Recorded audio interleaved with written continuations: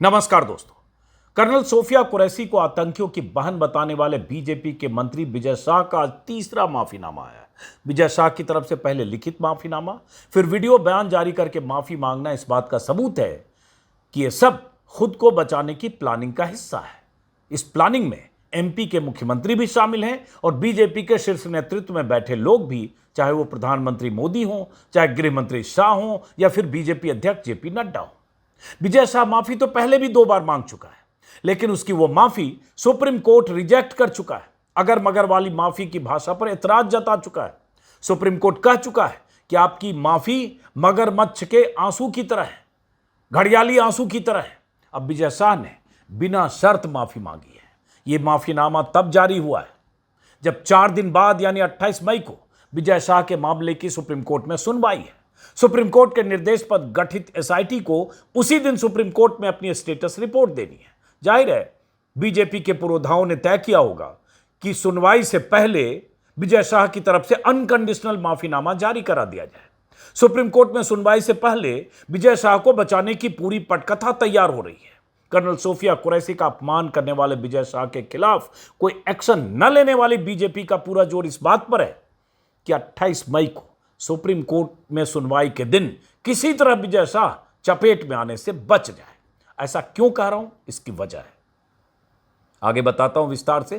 पहले सुनिए कि विजय शाह ने आज तीसरी बार माफी मांगते हुए क्या कहा है। जरा विजय शाह के बयान को गौर से सुनिए। जय हिंद। पिछले दिनों पहलगाम में हुए जघन्य हत्याकांड से मन दुखी और विचलित था। मेरा राष्ट्र के प्रति अपार प्रेम और भारतीय सेना के प्रति आदर और सम्मान हमेशा रहा है। मेरे द्वारा कहे गए शब्दों से समुदाय, धर्म और देशवासियों को दुख पहुंचा है। यह मेरी भाषाई भूल थी। मेरा आशय किसी भी धर्म, जाति या समुदाय को ठेस पहुंचाना या आहत करना नहीं था। भूलवश अपने द्वारा कहे गए शब्दों के लिए मैं पूरी तरह भारतीय सेना, बहन कर्नल सोफिया कुरैशी, समस्त देशवासियों से पूरी तरह क्षमा प्रार्थी हूँ एवं पुनः हाथ जोड़कर अब सबसे माफी मांगता हूँ। अब जब ये विजय शाह का बयान आया वीडियो पर, जो विजय शाह बोल रहा है, कुंवर विजय शाह जो मंत्री है मध्य प्रदेश सरकार में, ये लिखित बयान भी ये कल आया और वीडियो आज जारी हुआ। शब्द सा जो इसमें लिखा गया है और वही शब्द सा वीडियो में उन्होंने पढ़ा है। अब जैसे इन्होंने इसमें कहा कि मेरे द्वारा कहे गए शब्दों से किसी को समुदाय, धर्म, देशवासियों को दुख पहुंचाया है, तो ये मेरी भाषाई भूल थी। भाषाई भूल मतलब क्या होता है? क्या आप हिंदी नहीं जानते थे? क्या आप जानते नहीं थे कि क्या आप बोल रहे थे? किस तरह से दहाड़ते हुए 12 तारीख को एक सरकारी कार्यक्रम में, जहां मंच पर उषा ठाकुर, एक बीजेपी की विधायक, और भी लोग बैठे थे महू में, उस कार्यक्रम में किस तरह से दहाड़ते हुए विजय शाह ने कर्नल सोफिया कुरैशी को आतंकियों की बहन कहा था, कि कैसे मोदी जी ने आतंकियों को सबक सिखाने के लिए उन्हीं की बहन, उन्हीं के समाज के कर्नल सोफिया कुरैशी को भेज दिया। क्या यह भाषा ही भूल थी? क्या आपको भाषा समझ में नहीं आती? किस भाषा में पढ़ाई हुई है? कहीं लंदन से, अंग्रेज किसी इंग्लिश स्कूल से, इंग्लिश यूनिवर्सिटी से, कैम्ब्रिज से, हार्वर्ड से, कहां से पढ़कर आए हैं आप? उसी में उन्होंने कहा कि मैं समस्त देशवासियों से पूरी तरह से क्षमा प्रार्थी हूं और हाथ जोड़कर माफी मांगता हूं। यह माफी की नौबत क्यों आई? और 2 बार पहले भी माफी मांग चुके हैं। उस माफीनामे को भी और जो इन्होंने कहा है, यह भी आपको सुनाने से पहले इतना बता दूं कि सुप्रीम कोर्ट में 19 मई को सुनवाई थी। उसी बेंच में, जिस बेंच ने अभी 2 दिन पहले प्रोफेसर अली खान महमूदाबाद को जमानत दी, इंटरिम बेल, लेकिन जमानत देते वक्त जो बातें कही, अभिव्यक्ति की आजादी को जिस ढंग से व्याख्यायित किया, जिस ढंग से परिभाषित किया, और बहुत सारी पाबंदियां और बंदिशें जिस ढंग से लगाई महमूदाबाद पर, उसको लेकर बहुत ऐतराज है। बहुत सारे लोग उस पर ऐतराज जता रहे हैं। उनका पासपोर्ट जब्त हो गया। एसआईटी की जांच के आदेश दिए सुप्रीम कोर्ट ने। उन्हें कहा आपको ये सब नहीं बोलना चाहिए था। क्या बोलना चाहिए? गैग ऑर्डर लगा दिया गया कि आगे से इस पर बात नहीं करेंगे। बहुत कुछ जस्टिस सूर्यकांत और जस्टिस एनके सिंह की बेंच में कहा गया, खासतौर से जस्टिस सूर्यकांत जो आने वाले समय में चीफ जस्टिस होने वाले। जिन धाराओं में प्रोफेसर अली खान महमूदाबाद के खिलाफ मुकदमा था, जो उनकी फेसबुक की पोस्ट की वजह से था, और जो पढ़ने वाले, उस फेसबुक पोस्ट को जानने वाला हर आदमी मानता है कि वो धाराएं उन पर नहीं लगती हैं, नहीं लग सकती थी। गलत तरीके से बीजेपी ने फंसाया, बीजेपी नेताओं ने फंसाया और उनकी गिरफ्तारी हुई, क्योंकि हरियाणा सरकार, हरियाणा में महिला आयोग की जो अध्यक्षा है वो पूरी मशीनरी चाहती थी कि एक मुस्लिम प्रोफेसर की हिम्मत कैसे हुई कि ऑपरेशन सिंदूर के दौरान ये सब बात करे। उस पर विस्तार से हम बात कर चुके। अब वही सारी धाराएं इस विजय शाह के खिलाफ भी लगी, और वो लगी ऐसे वैसे नहीं, वो किसी महिला आयोग या किसी शख्स ने नहीं लगाया, कांग्रेस के किसी नेता ने नहीं। इनके बयान के वायरल होने के बाद स्वतः संज्ञान लेते हुए मध्य प्रदेश हाईकोर्ट ने, जबलपुर में हाईकोर्ट के जज ने, जस्टिस श्रीधरन ने अपनी तरफ से वो धाराएं लिखाई थी कोर्ट में। उनका वो धाराएं लिखाते वक्त और सख्त ऑर्डर देते वक्त 4 घंटे में ये एफआईआर दर्ज कीजिए, और 4 घंटे का वक्त मुकर्रर किया था। धाराएं वही थी जो धाराएं लगी थी प्रोफेसर अली खान महमूदाबाद पर, धारा 152, जिसमें अखंडता, एकता, संप्रभुता, देश के संप्रभुता को खतरे में डालना, विद्रोह, अलगाव और सशस्त्र बगावत को उकसाना, बढ़ावा देना शामिल है, और 7 साल से लेकर उम्र कैद की सजा होती है। धारा 196(1)(b) शत्रुता को बढ़ावा देने, सार्वजनिक शांति को बाधित करने, किसी समूह के खिलाफ हिंसा को भड़काने वाले कार्य शामिल है, इसमें भी 3 साल तक की सजा होती है। और धारा 197(1)(c), जिसमें किसी विशेष वर्ग के लोगों के बीच नफरत पैदा करने के इरादे से अपील या सलाह देने पर दंडित करती है, इसमें भी ये 3 साल की सजा का प्रावधान है। यही धाराएं लगाई गई महमूदाबाद पर, प्रोफेसर महमूदाबाद पर, और यही धाराएं इस बीजेपी के मंत्री पर। लेकिन यहां खास बात, जैसा कि मैंने कहा, ये धाराएं लगाए खुद जस्टिस श्रीधरन ने, जो जबलपुर हाईकोर्ट के जज हैं। लेकिन एफआईआर लिखने में जिस ढंग से खेल हुआ, मक्कारी की गई, उसको भी हाईकोर्ट के जस्टिस ने पकड़ा अगले दिन और कहा कि इस एफआईआर में छल किया गया है और मंत्री के गुनाह, उनके भाषण का जिक्र नहीं है, और उसके बाद दोबारा ये सब मेंशन कीजिए। और बहुत कुछ कहा था हाईकोर्ट के जस्टिस ने कि इस मंत्री की भाषा गटर छाप है, किसी भी ढंग से इसे बर्दाश्त नहीं किया जा सकता, और ये समाज में दुर्भावना पैदा करने वाला, और एक तरह से धार्मिक और सामाजिक स्तर पर जो उनके बयान हैं वो माफी योग्य नहीं है। बहुत कुछ कहा था।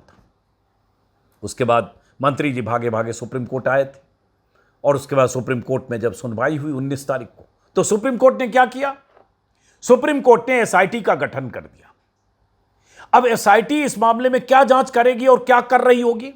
जो खबरें आ रही है कि एसआईटी लोगों से, जो लोग थे कार्यक्रम में, उनसे बयान ले रही है, कुछ वीडियो साक्ष्य जुटाया जा रहा है, किसी सरपंच को बुलाया गया है जो उस कार्यक्रम में रहा होगा, इंदौर से जांच की शुरुआत हुई है, केस डायरी अपने कब्जे में लिया। एसआईटी में कौन लोग हैं?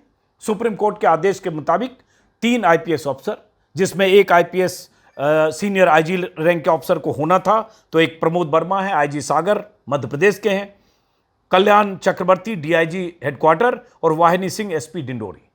सुप्रीम कोर्ट ने कहा था कि 3 आईपीएस अफसर हों, वो मध्य प्रदेश कैडर को हों, रहने वाले बाहर को। लेकिन जाहिर है कैडर है तो सरकार वही है, और सरकार जो नियंत्रित करेगी वो आईपीएस अधिकारी सरकार के मातहत होते हैं।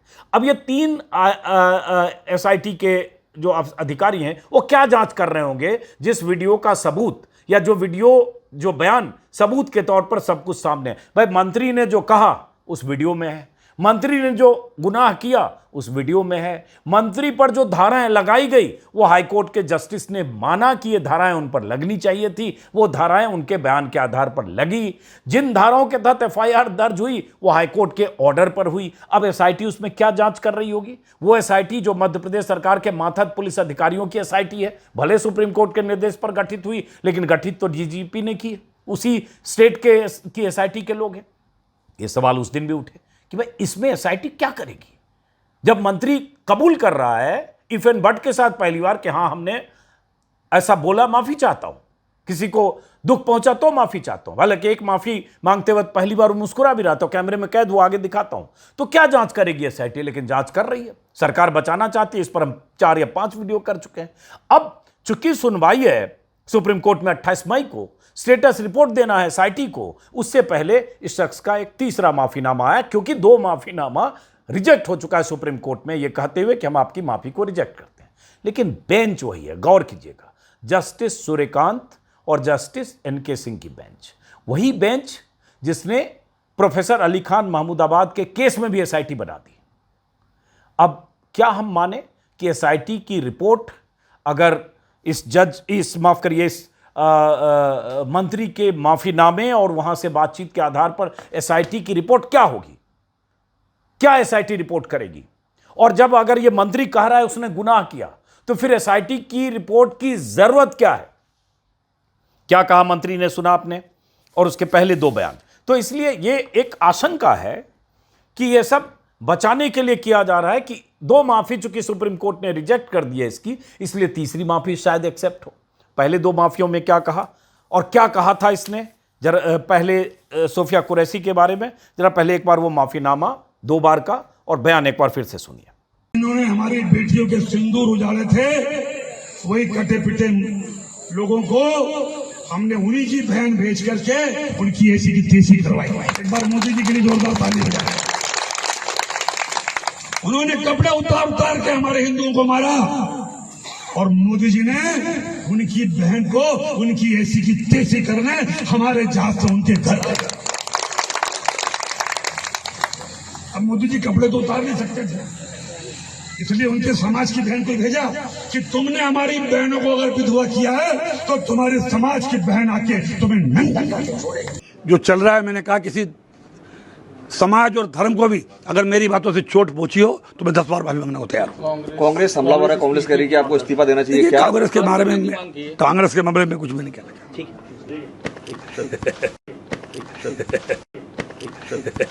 मैं विजय शाह हाल ही में मेरे दिए गए बयान से जो हर समाज की भावनाएं आयत हुई है, उसके लिए मैं दिल से न केवल शर्मिंदा हूं, दुखी हूं, बल्कि माफी चाहता हूं। हमारे देश की वो बहन सोफिया कुरैशी राष्ट्र धर्म निभाते हुए जाति और समाज से ऊपर उठकर उन्होंने जो काम किया है वो हमारी सगी बहन से भी ऊपर सम्मानित हैं। हमारी सेना और हमारे सोफिया बहन के साथी जितने भी जिन्होंने हमारी उन बहनों का बदला लेने के लिए, हिंदुस्तान का मान सम्मान रखने के लिए और हमारे विरोधियों को धूल चटाई है, मैं उनका सम्मान करता हूं। हाल के भाषण में जब मेरी इच्छा और मनसा यही थी कि मैं उनके बात को अच्छे से समाज के बीच में रखूं, लेकिन दुखी और विचलित मन से कुछ शब्द गलत निकल गए, जिसके कारण आज मैं खुद शर्मिंदा हूं और पूरे समाज से और समुदाय से माफी मांगता हूं। बहन सोफिया के और सारे मिलिट्री वालों का मैं हमेशा सम्मान करता हूं और आज हाथ जोड़ के सबसे मैं अपने आप को माफी चाहता हूं। तो ये 2 माफीनामा भी सुन लिया। पहले माफीनामा में वो शख्स हंस रहा है, आखिर में कैमरा बंद होने के बाद मुस्कुरा रहा है, जैसे उसे किसी तरह का अपराध बोध नहीं है और वो जानबूझकर कही गई बात है, क्योंकि सोफिया कुरैशी का मुस्लिम होना उसके जहन में पहले यह दर्ज है कि कर्नल सोफिया कुरैशी सेना की अधिकारी बाद में है, पहले मुस्लिम है। और मुसलमानों के प्रति जो इनके जहन में है, जो नफरत है, वो नफरत निकल कर उस तरह से आ गई जैसे बीजेपी के विजय शाह ने कहा, और ये बीजेपी के नेताओं की फितरत है। लेकिन अब सुप्रीम कोर्ट इस मामले में क्या करने वाला है?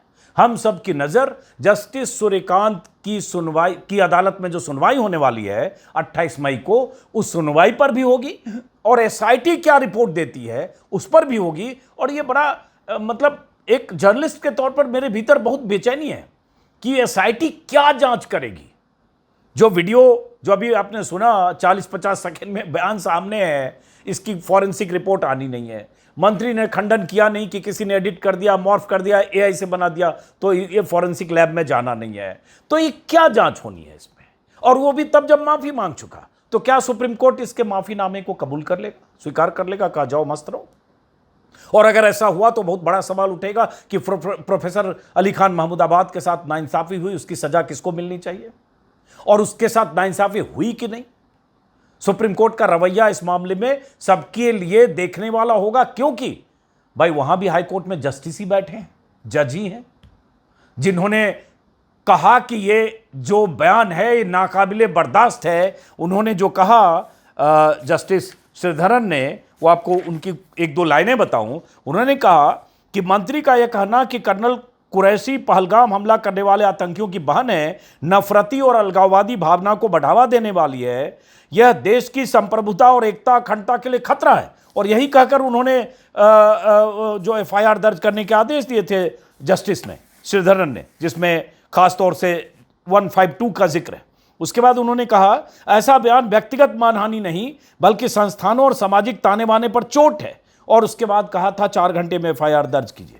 उसके बाद जब एफआईआर में झोल हुआ तो फिर उन्होंने कहा कि एफआईआर इस तरह से ड्राफ्ट की गई कि आगे खारिज हो जाए, इसमें संदिग्ध मंत्री के कृत्य का उल्लेख नहीं है, अपराध के तत्वों की पुष्टि करें और हाईकोर्ट इसकी निगरानी करेगा निष्पक्ष जांच के लिए।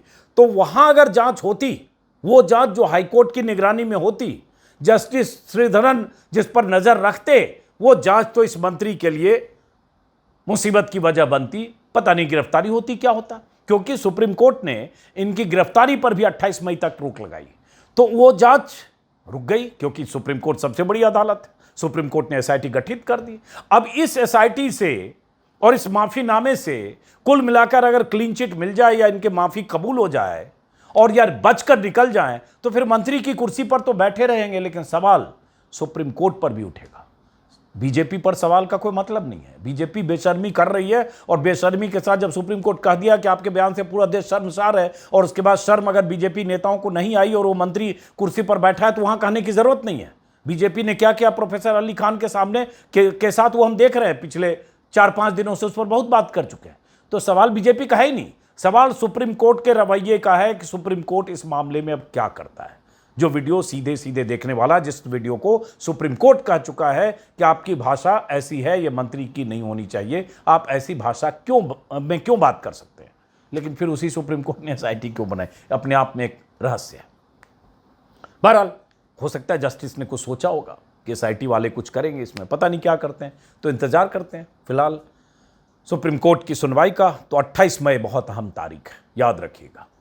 इसी बेंच में अली खान महमूदाबाद के खिलाफ बहुत कुछ कहा गया है और उस पर बड़े बड़े आर्टिकल्स लिखे जा रहे हैं कि फ्रीडम ऑफ स्पीच को किस तरह से रीडिफाइन कर दिया जस्टिस सूर्यकांत ने। यहां तक कि गैग ऑर्डर उन्होंने प्रोफेसर अली खान महमूदाबाद की गिरफ्तारी का विरोध करने वाले प्रोफेसर और छात्रों के भी लगा दिया, के लिए भी, कि वो भी जुबान बंद रखे, प्रोफेसर भी जुबान बंद रखे, उनके पासपोर्ट जब्त हो गए। यहां क्या होता है, ये मंत्री है, वो तो प्रोफेसर थे, मुसलमान भी थे। पुलिस का रवैया कहने की जरूरत नहीं, दोनों जगह बीजेपी की सरकार है। इंतजार करते हैं। 28 मई बहुत अहम तारीख है। नमस्कार।